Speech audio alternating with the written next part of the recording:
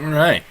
Welcome back to the Fitness Edda. I am your host, Erik Castiglione, owner and head coach of Viking Athletics. And this week's topic, we are talking about food marketing labels. I had another word originally inserted into this title, but I'm trying to cut down on my cursing. So, I will not be using it, and I will try to keep the cursing to a minimum as we go through this topic. What are we going to be looking at? Well, we're going to dive into various labels that you may see on food products. And I'm going to use organic specifically as a case study because a lot of the marketing terms and critiques and benefits or supposed benefits associated with the organic label can be applied to pretty much every other label out there that we see on food, whether it's vegan, gluten-free, non-GMO, keto, etc. So, by examining the organic food label, we can apply what we learned there to pretty much every other food label. I will give a separate standout to protein-fortified foods because when we take a look at those, slightly different marketing tactic. And then we'll leave you with some key takeaways, things to be aware of when you're looking at food and, kind of understanding the underlying mission of marketing companies when they use these labels, what they're preying on, and what you can do to make better choices, to make more educated choices. And I'm not going to tell you to eat one way. Well, I will give you general advice on how you should be eating to be healthy, but we're going to give you some strategies to avoid being taken in by these marketing labels and to make better, more educated decisions. So, when it comes to these marketing labels, organic in particular, one of the issues that we run into is that the term is not well regulated. What does organic mean? And it is not uniform from item to item. So, organic eggs, what does that mean compared to what is an organic vegetable or an organic fruit? I'm leaving question marks on pretty much everything here on this slide because of that fact. We don't know really what we're talking about. We're using nebulous terms that are not well defined, and that is a massive gray area that the food industry can prey upon to get us to think one way or another. So if we're trying to pin down a specific definition of organic, as I just said, it is going to be different from food item to food item. Generally speaking, if we wanted to settle upon a general definition for what organic is and what most people think of when they think of organic foods, we are thinking about food that is grown avoiding certain pesticides. So in general, people think no pesticides. The reality is what they are really avoiding are certain pesticides, specifically those that are more modern, that have been genetically engineered to improve upon older pesticides. So there's a common misconception that organic foods use no pesticides whatsoever. That's not really the case. More often than not, they're using older pesticides that have not been genetically engineered or natural pesticides. So right off the bat, we can hit on the fact that they are preying on what we call the natural fallacy, which means that just because something is natural, it's insinuated to be healthier. Not always the case. Which brings us to our first bullet point for the cases, the pros of organic food in the first place. There is a common misconception rather, that organic foods are healthier than conventionally grown foods. Again, the reason for the question mark there is if we examine this historically, in the past, I would have agreed that organic foods are healthier. And the reason that I wanted to use organic as a case study is this also applies to GMOs and vegan foods very, very well. In the past, if you wanted to be a vegan, the only foods that you could really eat were whole foods that were minimally processed. We're talking fruits, veggies, and you were naturally going to eat more nutrient dense, more calorically sparse foods. They had high volume but low caloric density, and they had a lot of micronutrients in them. And that was the case in the past with organic foods as well. It followed that mold. So you could make the claim that they were healthier because you were eating more whole foods in general if you wanted to eat only organic. As the food industry has evolved and marketing companies got involved and recognized, oh, hey, we see what people are eating that are health conscious. Who are these people? They tend to be more suburban with higher disposable income. Let's apply the same label and make money off of these people. And so there are now, I kid you not, organic peanut butter cups. The same way that you have vegan baked goods and vegan sweets and all that fun stuff, it is no longer a given that vegan or organic food is healthier. You can still eat plenty of junk food that is considered organic or vegan. So healthier was a pro in the past, not really the case now. Lower pesticide exposure. Again, it depends on what pesticides we're talking about. In general, organic foods have a lower pesticide exposure compared to conventionally grown in terms of modern pesticides, the ones that have been genetically engineered. Does not mean that the overall exposure is lower. Generally, we find that to be the case, but there are specific instances where that is not. And as with everything I'm talking about today, if you want particular sources and specifics, shoot me a message and I'm happy to go into that. For the most part, I'm trying to keep this general. More environmentally friendly. Again, this used to be the case before food industry got involved and started mass producing food with organic or vegan labels. Let's stick to organic labels in this instance. Again, as with healthier foods, you're talking about more nutrient dense whole foods. And now that the food industry has gotten involved, they have discovered ways to mass produce organic food. So what once was less of an environmental footprint has gone the opposite way. I would argue that conventional farming, because we are trying to pack more yield into a smaller area, is actually more environmentally friendly and takes less of a footprint to grow more food. That is not really the case with organic food because of the restrictions on the way that it is grown. With the specific pesticides that they are using, there is more land usage for the same net yield.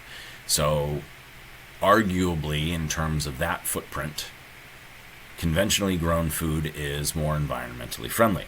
If you're talking about pesticide exposure, again, it depends on the pesticides that are being used.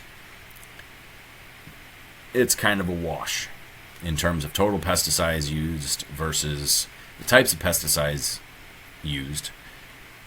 I would argue that it's 50-50 either way. You're not really more environmentally friendly. Better tasting. This is an interesting one. Organic foods are often in double-blind taste tests. What people respond to is food freshness. Because they have a shorter shelf life, organic foods tend to be fresher. And put in a double-blind taste test against aged produce that has been sitting on the shelves, organic wins 100% of the time. Now, in double-blind taste tests that compare same shelf life, organic versus conventional, there was no difference. So really, is it better tasting? Only insofar as it is fresher. And then the other pro that we get into that is another exploitative marketing label is that organic foods are more easily absorbed into your bloodstream. And I want to talk about the absorbed label on its own here because it gets thrown around in numerous contexts when it comes to food in general. They claim that, oh, this is, your gut does a better job of absorbing it, so that means you're going to lose weight. And that is just ass backwards. The more of your food that you absorb, the more calories from that food you are absorbing. If your body does not tolerate something well and cannot absorb it, you literally poop it out in its entirety. So it is a marketing ploy that turns science on its head and actually declares the opposite when they claim that what you are eating is more easily absorbed and therefore will help you lose weight. It is exactly the opposite of the way that your body works. If you absorb less of the food that you eat, you are absorbing fewer calories and you are more likely to be thin because of it. This is exactly the problem with celiac disease and gluten. So again, organic being a case study for other foods. When we talk about gluten-free, and again, gluten is just a protein that is found in wheat. If you have celiac disease and you eat gluten, you're not in danger of being poisoned. You are likely to just crap that out, and it shuts down your digestion for the rest of the day. Takes, assuming that you don't eat additional gluten. Your body is shut down and you are not able to absorb anything that you eat. So the reason that celiac disease is a problem is that if people who have celiac disease continually eat gluten, they end up being malnourished and they starve to death because they are not absorbing any of the nutrients in their food. So despite the amount of food that they're eating, they are basically starving. They can't absorb it. So when you hear people say that, oh, it improves absorption and you'll lose weight because of it, they're completely at odds. That is not possible. That is ass backwards. So again, if you are someone who feels bloated after eating gluten, it's probably because there's a high fiber content, and that's a natural side effect of eating fiber. It's healthy. It's supposed to happen. If, on the other hand, you eat a full burrito and you crap it out in its entirety, you probably have a problem there with absorption. You may very well have celiac disease. There are very few people that are clinically gluten intolerant. It's not really a thing. We're not entirely sure if that's a subset of celiac disease at the moment, or if that's just people not reacting well to the bloat and feeling uncomfortable. But if you eat gluten and you have blood in your stool, you probably have celiac disease and you should see someone else. You should see a specialist. So again, that claim with organic being more easily absorbed is just a complete crock, and that's where that comes from. The cons of organic: we see that it is more expensive. This is absolutely true. The way that it is grown, it is scarcer. Again, we have a lower net yield per foot of farmland. It is also more expensive because it takes more to get it to market. It is not going to hold as well on shelves. It has a shorter shelf life. It has to be transported faster. There's a lot of factors that go into this. And of course, by labeling it organic, we can charge more for it. So it is definitely more expensive. That is true. And then there is actually a bigger risk for bacteria in organic foods because of the limited pesticides and antibacterials that we throw on it. This is why restaurant chains that use organic products, Chipotle is one that comes to mind. That's why they have E. coli outbreaks in their romaine lettuce and things like that. It is a higher risk of bacterial infection in these foods. So you tell me, if there's a higher risk for bacterial infection, does that make it healthier? I would argue no. So at the end of the day, when we look at all these labels, and don't get me wrong, if you have celiac disease, you definitely want to go gluten-free.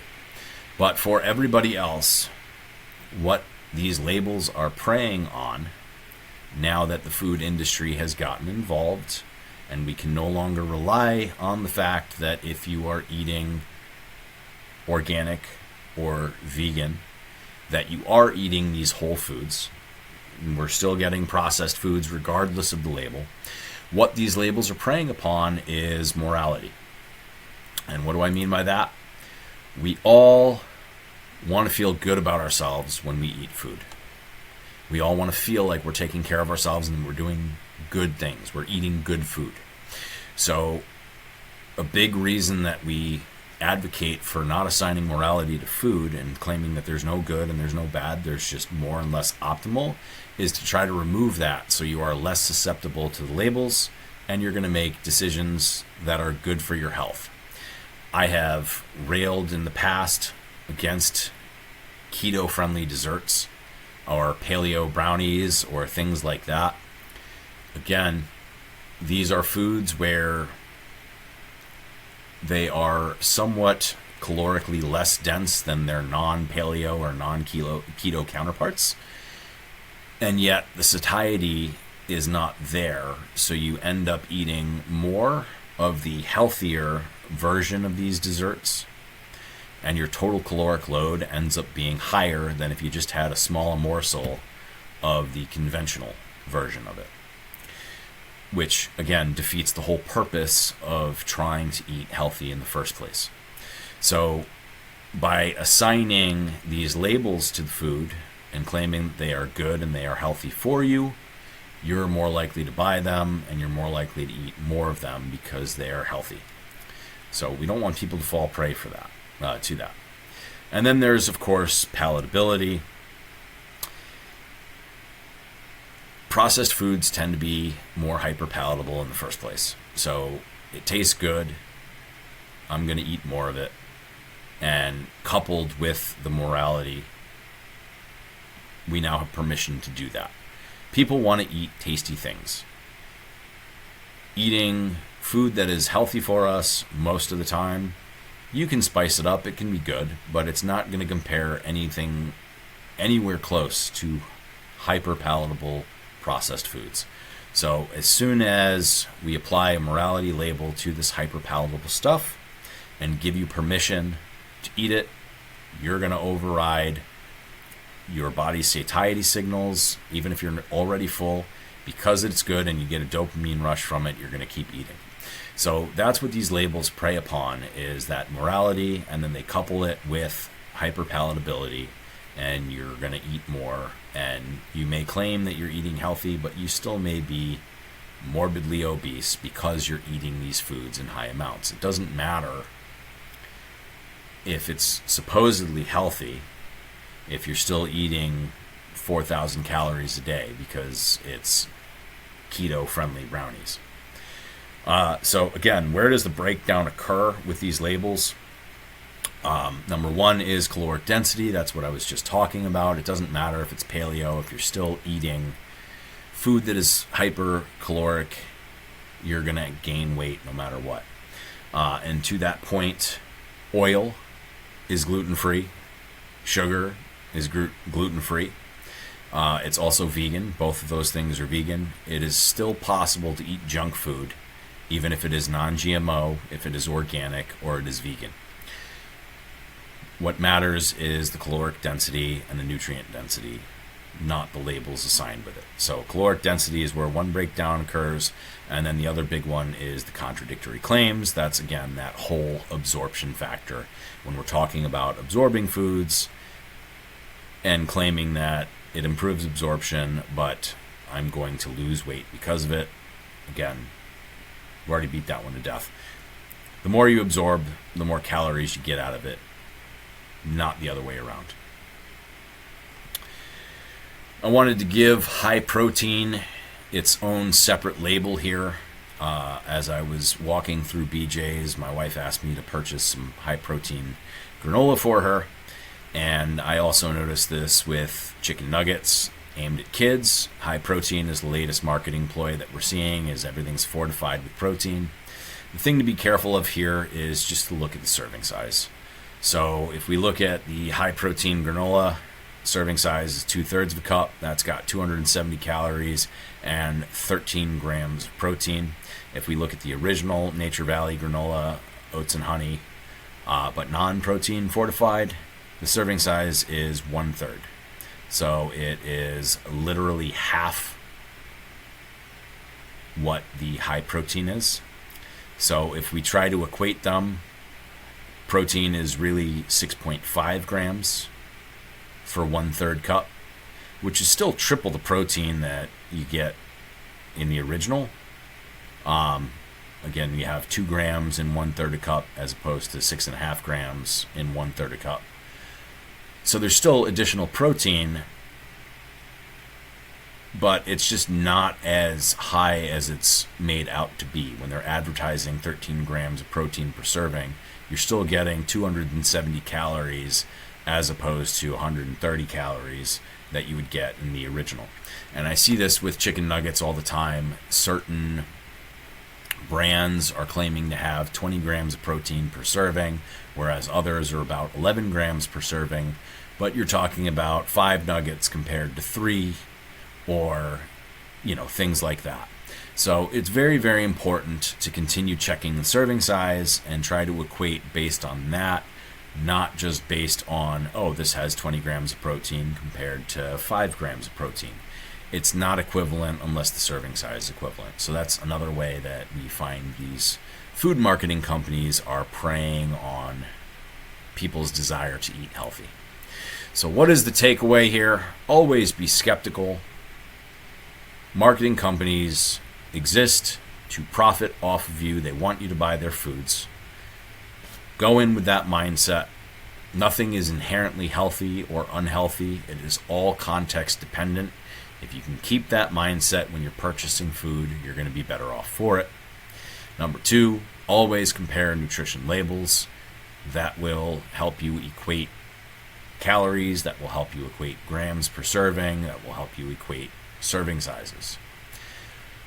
In general, if it's a dessert and it's labeled as healthy, dismiss that outright as a marketing ploy. It is probably too good to be true. That doesn't mean that you can't have desserts in small amounts. We just want you to be skeptical and be aware of what you're putting into your body.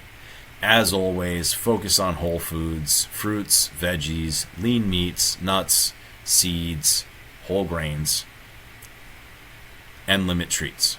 If you do all that, all of these marketing tactics really will not impact you. It will not matter, and you'll be better off for it. As always, if you enjoyed this content, give us a like, give us a subscribe. If you have questions or comments, if you want to see sources, comment on the video, let us know. And if you have any topics that you would like covered, let us know and we'll get it done. Thanks for tuning in. We'll catch you next time.